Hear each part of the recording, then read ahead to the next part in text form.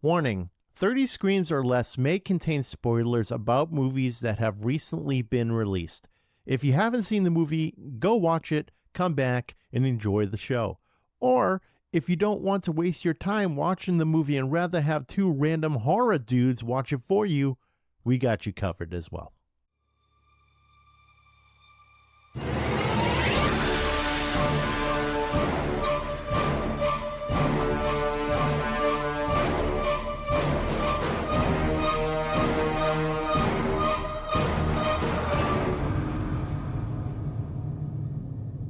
Welcome everyone to 30 Screams or Less, a horror movie podcast where we review horror movies in 30 minutes or less. Today's movie we're going to be reviewing is called 28 Years Later, The Boner Temple. You know, that's like a porno version of this movie.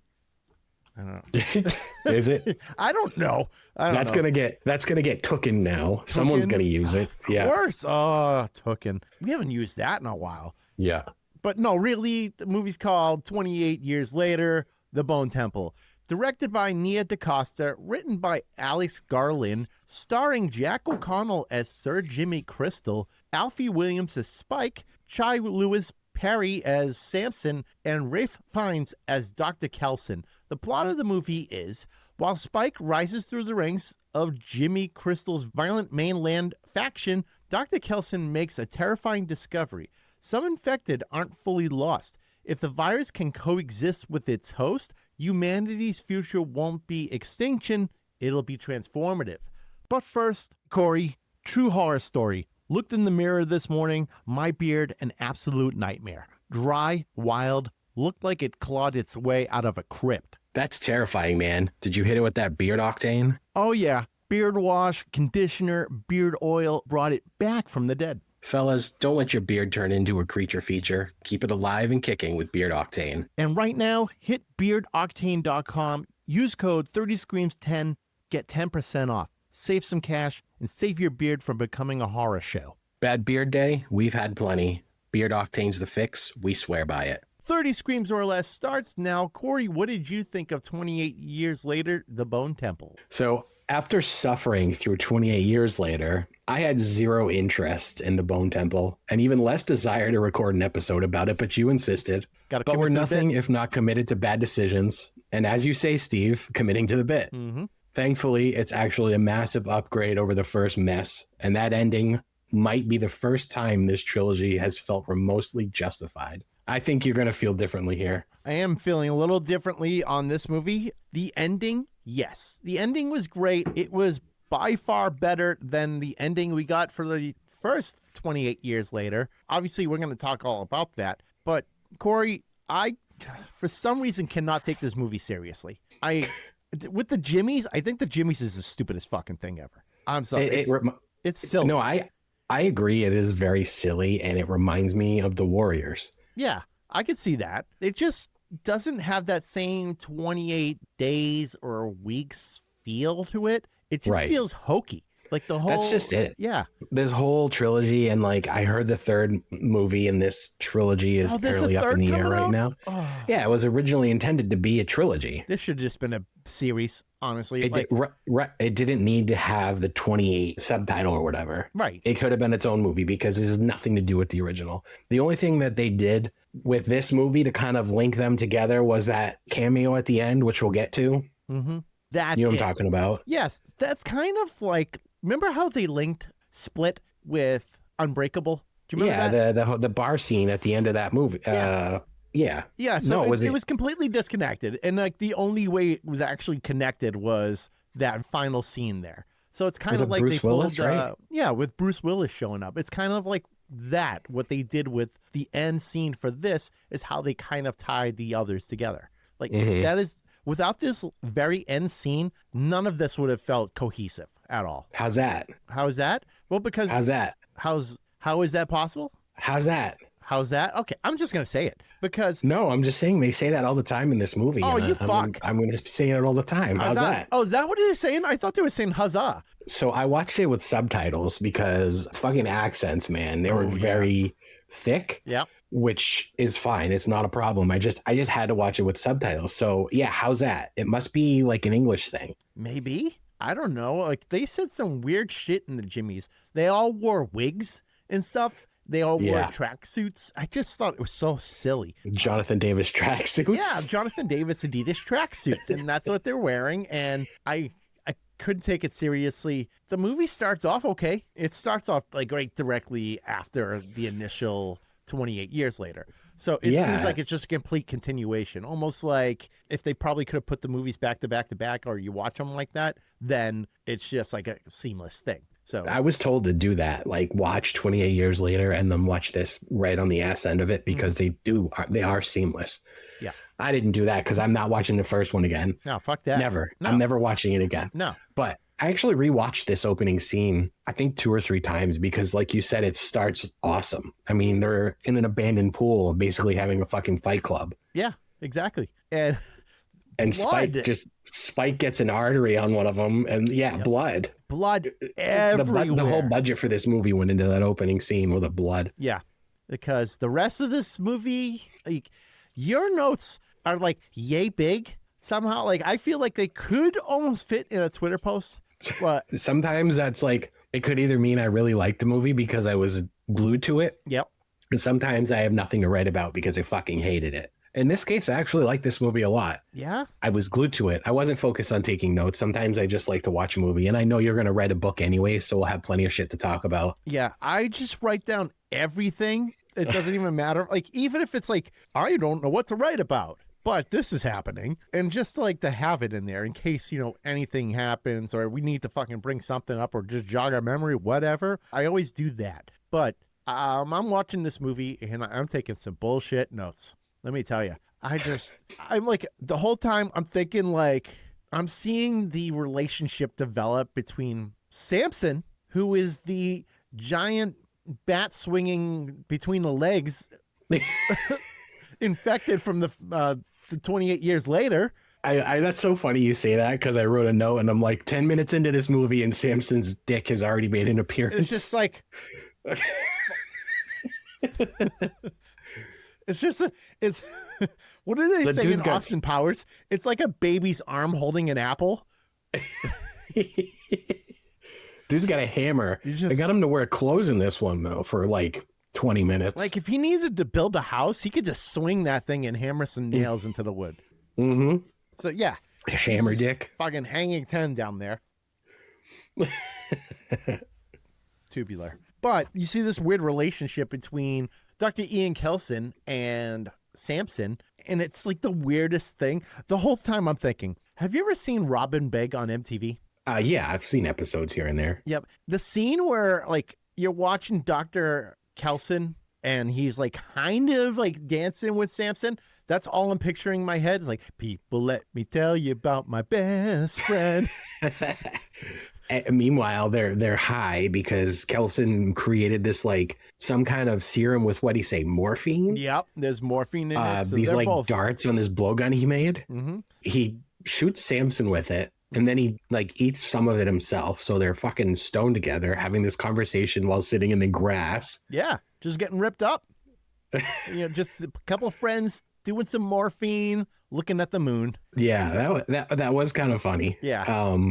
I that was silly to me. Of course it was. Because he's literally controlling this thing infected with a rage virus with a morphine dart. Yeah. Okay, so the whole time you're trying to tell me that they couldn't just trank him with morphine or something like that? Couldn't do that the whole 30 plus years of 28? So nope. Apparently Ian Kelson's the only one that figured this out. Well, he is a doctor, and he's been trying to figure that out his whole...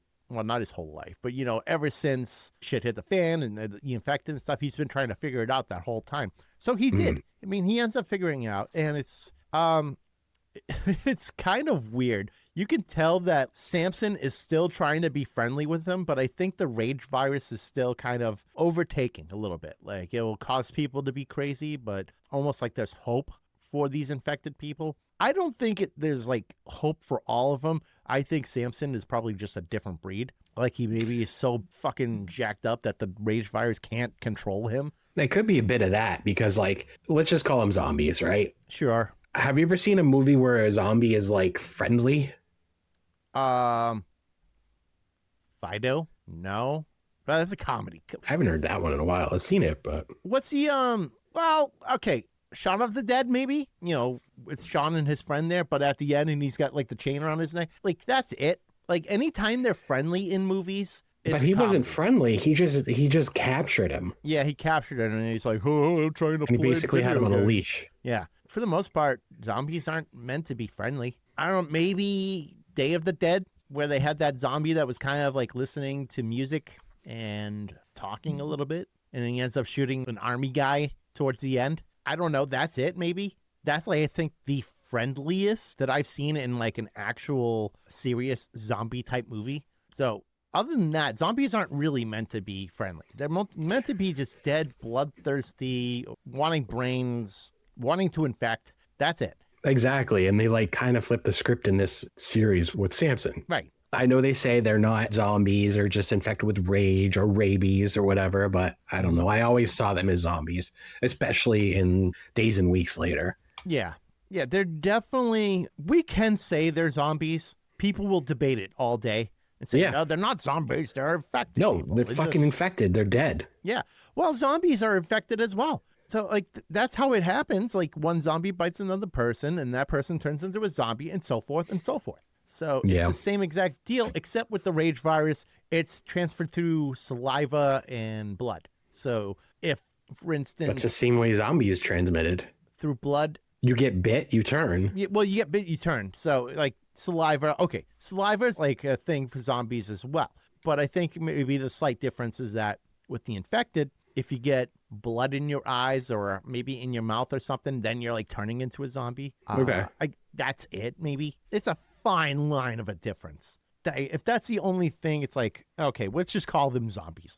But when we see that happen again, where there's like these three people and they were just kind of walking through the woods and they see some of the infected zombies come up. One of them fights him, fights a zombie, gets blood all over his face. And then you see the standard transformation of he's vomiting blood and he's like, his eyes are turning red. And then he turns into that infected zombie mode. So the woman and that kid, they were in 28 years later, the one before this, right? Who?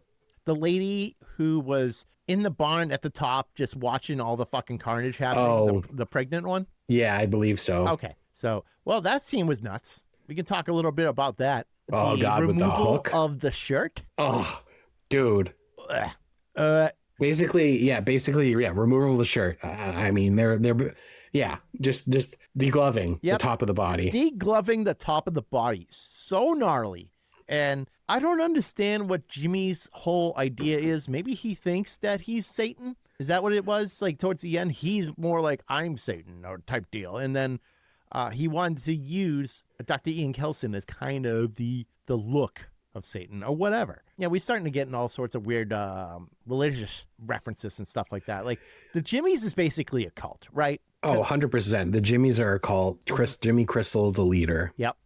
He's got all his other Jimmys who end up turning on each other one way or the other, especially the, she says her real name at the end of the movie, and now I can't remember what her name was in this. Kelly. Yeah. She kind of starts turning and realizing that, Spike's just a kid. He's a good kid. Mm-hmm. And that's kind of how the movie ends, is Jimmy Inc. That is her name in the movie. Jimmy Inc., like Incorporated? Yeah. No, I think she had tattoos or something like that, right? I don't know, but back to that barn scene. This is probably my favorite part of the movie. Yeah, this is because it's gruesome, and then the fact that pregnant woman, she throws that like hook down and hits that guy in the back of the head with it. You mean girl in the back of the head? Girl in the back of the head with it, right? Because she was fighting Spike. Yeah, not Spike. It was like that other kid. So no, she was fighting that random kid that got captured. Remember how they were just like, if you join the Jimmys, we won't kill you, or we'll spare your friends, or some shit like that. So Sir Jimmy's trying to grow this Jimmyhood, I'm going to call it. I don't know. I hate that. I hate it. It's so stupid. I can't take this fucking group seriously. At least have a fucking cool name. Jimmy's. Come on. We want the Steves instead. If I had a cult, I wouldn't even want to be called the Steves. It would have to be something like cooler, like the Knights of something. I don't know. The Knights of Steve. The Knights of Steve. Perfect. Yeah.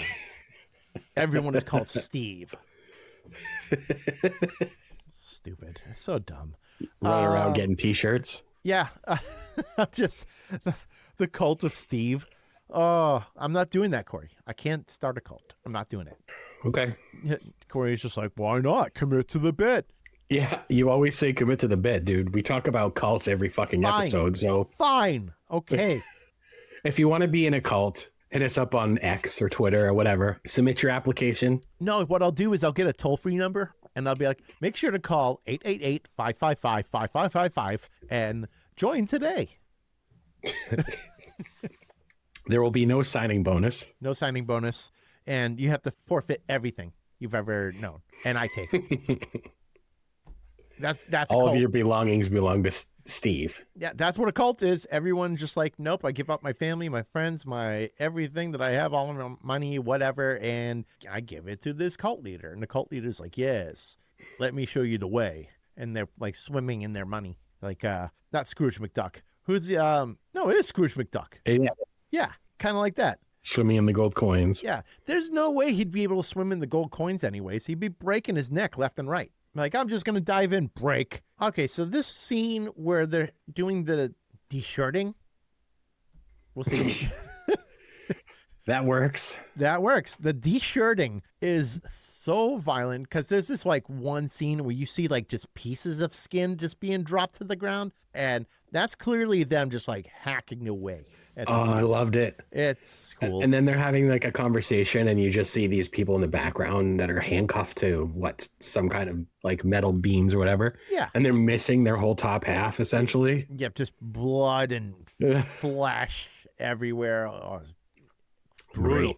And they're still alive. I couldn't imagine the top part of my body being de-shirted and... and being like, I'm still just hanging out on this pole. You would think at that point you'd go into shock and you'd be fucked. That's probably what happened. Yeah. And at some point they have to die. They can't just survive that and be like, oh, okay, you know what? I'll just carry on. Well, they got cooked, Steve. Yeah, they really did get cooked, literally and figuratively, because that place got burnt down like crazy. So a couple of Jimmys were lost. The 3 people that were hanging there de-shirted were DED dead. And then there was like that one kid that was fighting that one Jimmy girl. And oh my God, dude, down the river. Brutal. It was a close-up shot of it. Oh, you just see the splitting down the arm. I'm like, gross. She keeps getting him in like different positions and like cutting him in places. And then she gets his down the river. Yep. Down the river. From fucking wrist to elbow. Yeah. He was dead. He was already dead. That down the river deal. If you get that, you're toast. There's no coming back from that. No. That's not like your standard wrist cutting. Well, it was just like the opening scene in the pool where Spike got that guy in the artery. Yeah, he would just bleed out like you wouldn't believe. Insta DED. Yeah, almost. And they all watched him die. Yep. And then they watched him. Like that pregnant lady really took her time, just like, I don't know, being cucked up there in the top of the barn, just watching these people get killed, I guess. She's just hanging out there, and then she's like, finally, enough's enough. I can't watch this girl kill this younger kid. And that's when she throws that hook to the girl's head, and brutal.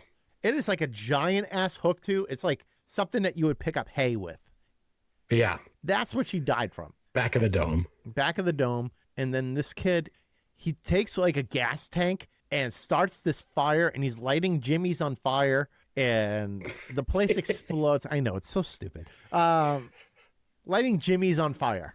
Yeah. So he's lighting Jimmy's on fire. Place goes ablaze. Pregnant lady runs off. Spike is told to go after her, but he can't take her back to the Jimmys. He's too good of a person. He's not that corrupted yet like the others are. So he's trying to just go away with this pregnant lady, and she just straight up kicks him in the balls, I think. Balls or stomach, and she runs off. We never see her again, so don't know what happened with her. Maybe she's going to be in the third movie. Yeah, she didn't die, so. No, she didn't die. So she didn't die. She went in the woods. Don't know what happened. So after like the place has been burning, they lost a couple of Jimmys. Kelly, Jimmy Inc. This is where it gets confusing with the old Jimmys, man.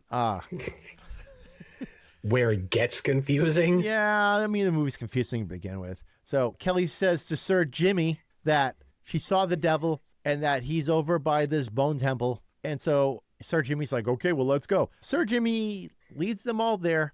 and they see Dr. Ian Kelson. So who they think is this old Nick person. Yeah, they think, oh, that's right, old Nick, as in like, yeah, why did they call him old Nick? I don't know if they ever talked about it, but I thought old Nick was going to end up being Cillian Murphy's character. Which, oh, good point. Like the whole time they were referencing this, I'm like, it's got to be Jim. Yeah. Jim's out there. Yep. I'm hoping. Like at the time, we didn't know he was until the very end. Right. I mean, maybe he ends up being old Nick. I don't know. I think old Nick is their way of saying the devil. I think that's what they were referring to the devil as, is old Nick. And then, so Sir Jimmy is having this discussion with Dr. Ian Kelson. And Sir Jimmy's basically saying, like, if you don't do this one thing for me, I'm going to have to feed you your intestines. And then it's like, okay, sure, why not? And then this is when Dr. Ian Kelson channels his own Rammstein, dancing to Iron Maiden in the Bone Temple, fire all around. I'm like, okay, this is sick looking. It was awesome. You hear like that, the second I heard that intro, like that clip from Number of the Beast, I was like, no way. Like I thought it was kind of corny at first. Yeah. But it ended up being pretty sick. It went on for a while. It was quite the metal scene with the Jimmies all dancing fucking goofy, of course, because they're all goofy as fuck. So yeah. And Jimmy Crystal's been lying to his cult the whole time. He has, telling them that Dr. Kelson is old Nick, old Nick person. Old Nick. Meanwhile, he's just a regular dude that's living in this world trying to survive, but they don't know that. No, they don't know that. He's doing that purely to make sure they fall in line. And that's what cult leaders do. They fucking lie about shit, man, just to make sure that people fall in line. And that's what he did. Then they find out that's not old Nick. It's really just a doctor, because what happened was there were 3 things that he asked Dr. Kelson to command, like 3 commandments. One was to like kill a bunch of people, get more Jimmies into the group. And there was like one other thing. I can't remember what it was, but he said those 3 things. And then he's like, I have one more command. And then he realized that it was Spike. And well, he realized it was Spike, and he's like, I've got one more command. And he's like, I need a sacrifice. And by sacrifice, he was trying to get Sir Jimmy, I think, to be sacrificed. But then this is when Sir Jimmy goes out on his own, goes into business for himself, and stabs Dr. Kelson in the stomach. And he's like, if he was old Nick, would I be able to do this? And he stabs him. So what we didn't talk about, though, is all while this is happening, we have Samson, who's coming out of his fucking stupor after he was already drugged by Dr. Kelson. Now, Dr. Kelson fed him that cocktail, which is like supposedly the one that cures. And that's like, then he ends up on a bus and he's like remembering stuff from his previous life, from when he was still more human, as opposed to like the infected that he is now. So apparently, though, like just one of those cocktails and he's like, I'm good. Okay, I'm human again. So no infusions, just a simple take these pills and call me in the next 48 hours. That's a doctor for you. That's like your doctor. Hey, yeah, you'll be able to go back on like your lunch break. You're having surgery? You're fine. Go back to work. Yeah, just rub some dirt on it. You'll be fine. Put some dirt on it, you fucking pussy. Yeah. So Samson's fighting a bunch of infected people, and it's gnarly, dude. He's beating the fuck out of these people. He's like breaking backs and everything, and it's easy for him to do that because the dude is ginormous. What I didn't understand, though, too, is that, and this is my theory, I'm going all over the place because I'm realizing I'm forgetting shit to talk about. So after Dr. Kelson and Samson were having their Robin Big moment, and after like just, taking a bunch of drugs, looking at the moon and hearing Samson go, moon, realizing that, moon. That's another thing. He gets him to talk. Yeah. So silly. Yeah.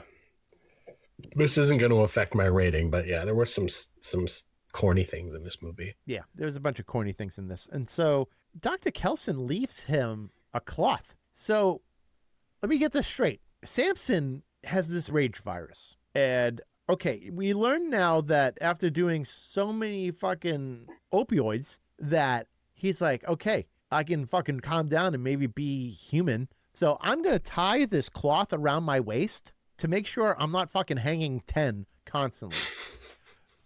I bet you anything that... Or hanging 6? No, man. He's got a fucking baseball bat down there. You know that. So... 6 feet. Oh, That makes sense. Hanging 6 feet. Yeah. Just whatever. It's ridiculous. It's comical. So he has the wherewithal to put on a cloth and tie it and just walk around. Help me out here.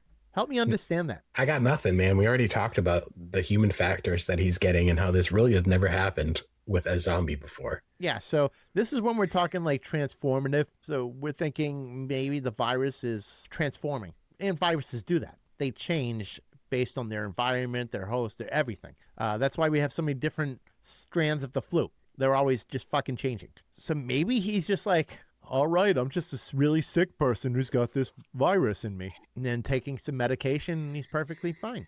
And we see that towards the end where he actually walks up towards the Bone Temple, and he's basically just kind of looking on at Sir Jimmy, who's hanging on an upside-down cross. They crucified him. Upside down, which it didn't even dawn on me, the upside-down cross, until just now. I'm just thinking Number of the Beast. Yeah, Number of the Beast and hell and stuff. And there was like a lot of talk about Satanism and stuff like that. So that, I guess that's part of the imagery too, is just to have an upside down cross with Sir Jimmy being sacrificed like Jesus Christ. Mm-hmm. Okay, so all that happens.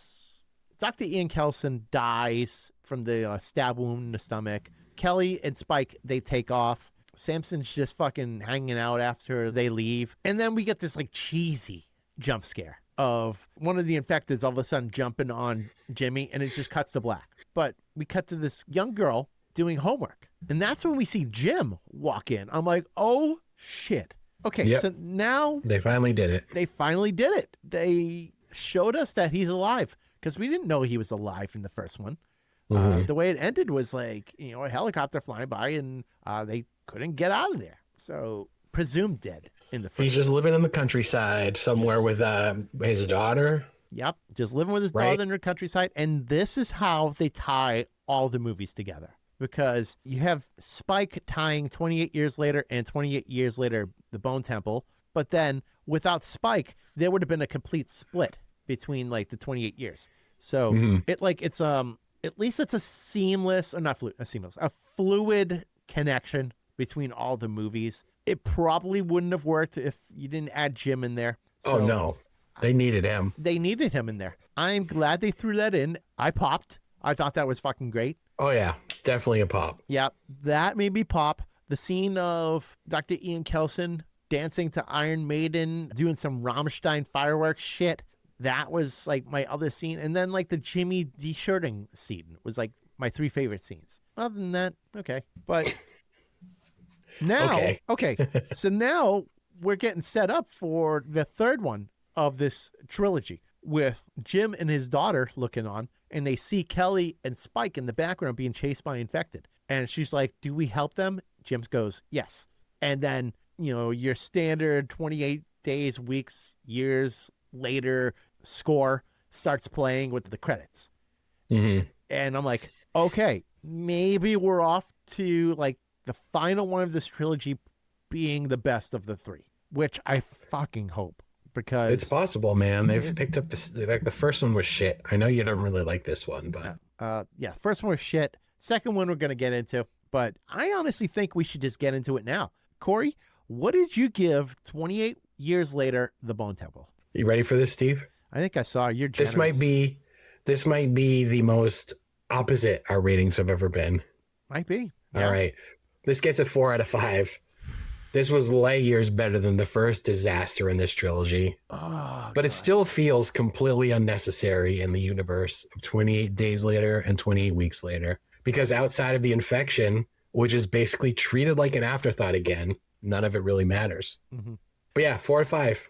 4 out of 5. Okay. So okay. We went a different route. So ultimately, I'm going to land with a 2 out of 5 on this. 28 years later, The Bone Temple, while I hesitate to be overly harsh, much of the film struggles to maintain tonal consistency. The faction known as the Jimmies is difficult to take seriously, and the dynamic between Samson and Ian, though clearly intended to add emotional weight, often feels more perplexing than compelling. There are a handful of standout sequences. 2 to 3 moments that genuinely capture the visceral energy and dread the franchise is known for. But much of the narrative left me questioning its broader purpose. By the film's conclusion, the central objectives appeared to be relatively narrow. Dismantle the Jimmies and attempt to cure Samson. That's basically your story right there. For stories set within such a rich post-apocalyptic world, the scope feels surprisingly contained. The score is serviceable, though not particularly memorable. As expected, Ralph Fiennes once again delivers the film's most commanding performance. He does it in every friggin' film. Point in case, The Menu. He has a remarkable ability to elevate material, and here he proves yet again to be a magnetic presence on screen. Fortunately, the film closes with a far stronger cliffhanger than its predecessor, offering a compelling setup for what's to come. The possibility of seeing a return from Cillian Murphy's Jim adds an additional layer of anticipation. For those of you who are interested in checking out 28 Years Later, The Bone Temple, you can watch it now on VOD. All right, everyone, help out our algorithm by liking, following, and subscribing to us on Facebook, X, Instagram, TikTok, Threads, YouTube, and Slasher. Yes, all of them. No, we're not sorry. Leave us a 5-star review on every podcast platform you use so strangers can also regret listening to us. Tell your friends too, because misery loves company. Our intro and outro music is courtesy of Andrew Scott Bell. Go listen to him on all major streaming platforms. And if you see Winnie the Pooh, Blood and Honey on vinyl in the wild, be sure to buy it immediately like a responsible adult. We're part of the Shining Wizards Network. Wrestling, heavy metal, horror, basically everything your parents warned you about. Go check them out at shiningwizardsnetwork.com. Visit 30screamsorless.com to buy some merch. Want us to review something? Contact us through our website or scream into the void on social media. Same difference. Also, freshen up your face with Beard Octane and save some money while you're at it. Be sure to use the code 30screams10 at checkout to save 10% off your order,